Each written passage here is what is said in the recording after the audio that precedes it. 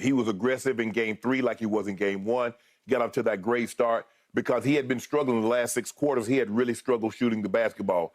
And I think the thing is that, he wasn't aggressive enough. He opened the game like, I'm get to my spot. I'm going to drive this basketball. And, hey, I know I got my sidekick. He's not really a sidekick, but they're both sidekicks. Yep. I got Yoke. Yep. And so those two got going.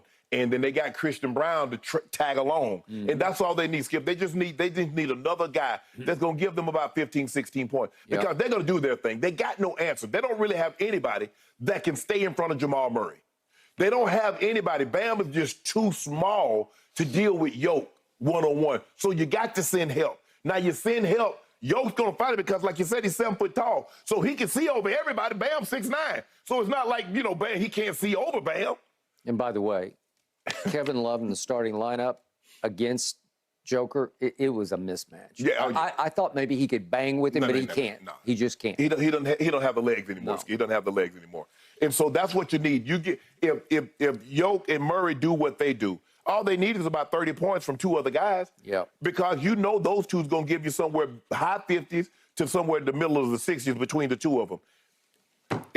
You look at what they're averaging as a group. You look at what they got averaging as a rebounding tandem and an assist tandem, Skip.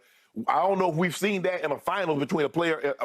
You got to go back, I guess, Magic and Kareem. Mm. That was the 80s finals. Kareem was averaged 33 and 14, and you know what Magic did. All right. But I'm taking them because I love what I'm seeing, and I think Mike Malone is like, look, we did what we needed to do, but that's not what we set out to do. We said when we lost that game that we're going to Miami and we're going to get 2 because we're down there. Skip is like, you know what? Hey, you on vacation? Like, well, you know what? I don't know if I'm going to be back down here again. Let me go ahead and get another one just in case I don't get back down here soon. Well, I'm going to go on and get these 2 games because I don't plan on coming back down to Miami unless it's on my own dime. On a little vacation. Yeah. A celebration vacation. Okay, I hear everything you just said. I'm sticking with the Heat to win Game 4 because they have to win Game 4. Oh, they got to. Yeah, it's absolute must. I'll be honest with you. I don't have great conviction about picking the Heat tonight. Not great conviction. If you ask me scale of 1 to 10, what's my confidence level in my pick, I'm at a 5. That's it? That's it. Oh, man. But I'm going to tell you why I believe my glass is half full. I look back at the destruction that happened in Game 3, and I still say there's some silver linings because this got lost in the overall outcome in which most people, it felt like, leaped to the conclusion this series is over and the Heat are done. Okay. I'm going to drive home the point. The Heat actually started the game very well. The Heat early on were making shots. The Heat, through the first 2 quarters, all the way down to the 3-minute mark of the second quarter, kept threatening and trying to pull away and actually take command of the game and the series. They tried and tried. They made a bunch of shots, even though overall you look at they shot 37% for the game, 31% from 3. They still kept saying, okay, well, here, and you know who saved them. It wasn't Joker, it was Jamal. He was extraordinary in the first 2 quarters. Yeah. And I have counted up, I listed him for you yesterday. He made 8 shots in the first 2 quarters, plus 1 free throw that actually tied the game. Right. So it's 8 shots plus a free throw that kept them afloat. Yeah. Kept them from being pushed right over the cliff. He just kept saying, no. Right. 8, it's a lot of shots. And they're sensational shots because he is a sensational shot creator and maker. Well, this, Skip, they didn't dilly-dally around. Of the 16 shots the Nuggets took, Yoke and Murray took 13 of the first 16. Yep. So that lets me know that was their mindset. Their mindset was we going. Hey, Michael Porter Jr., we're not trying to get you going. Hey, Aaron Gordon, we're not trying to get you going. We're going to get ourselves going, and then you guys tag along.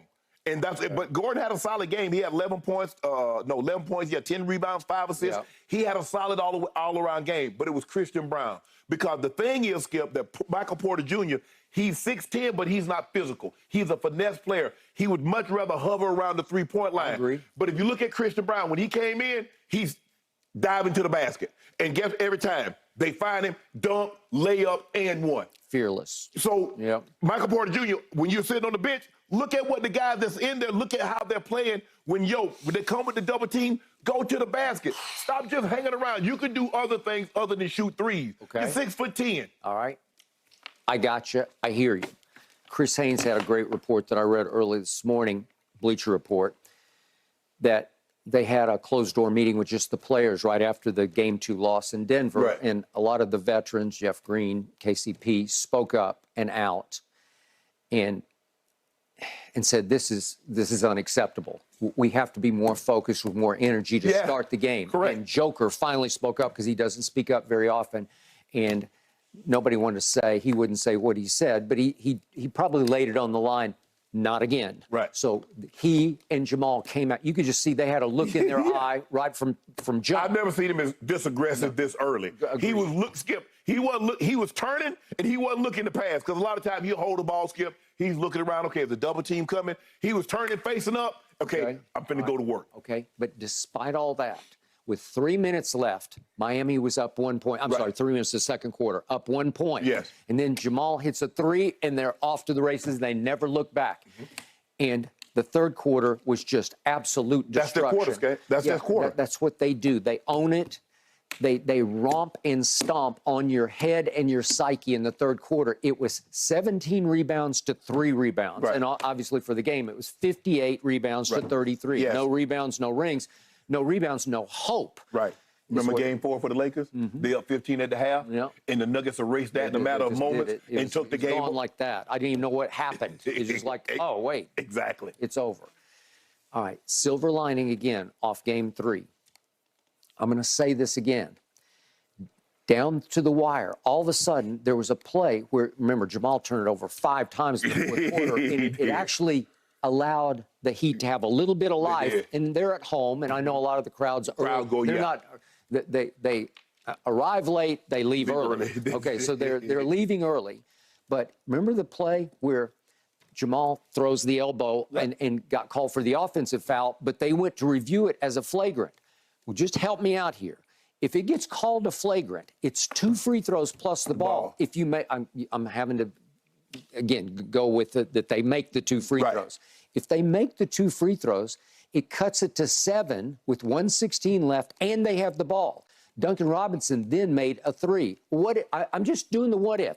What if immediately he makes a 3 and it cuts it to 4 with, let's say, a minute left? Yeah.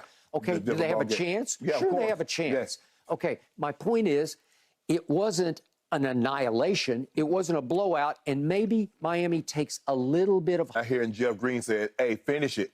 Finish the game. Finish it strong. Because they had started to get careless because they saw Miami take their starters out, and so now all of a sudden they had to relax.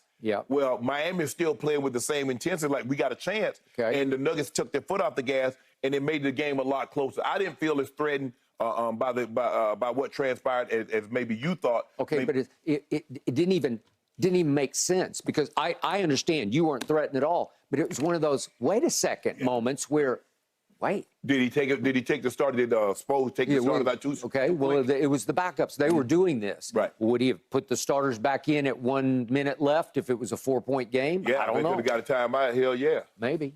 Okay. That's all I got to cling to. So Kevin Love has been in the starting lineup. You have to make a change in the starting lineup. Really? Caleb Martin has to go back into the starting lineup. Skip, you're going to get crushed on the glass. Okay, listen.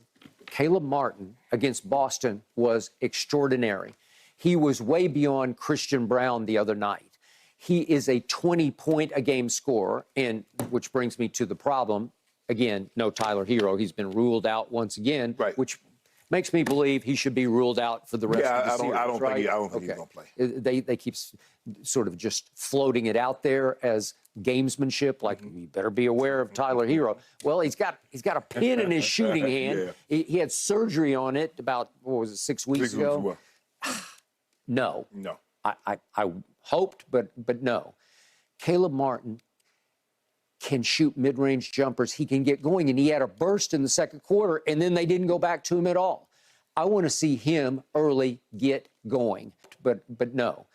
Caleb Martin can shoot mid-range jumpers. He can get going, and he had a burst in the second quarter, and then they didn't go back to him at all. I want to see him early get going.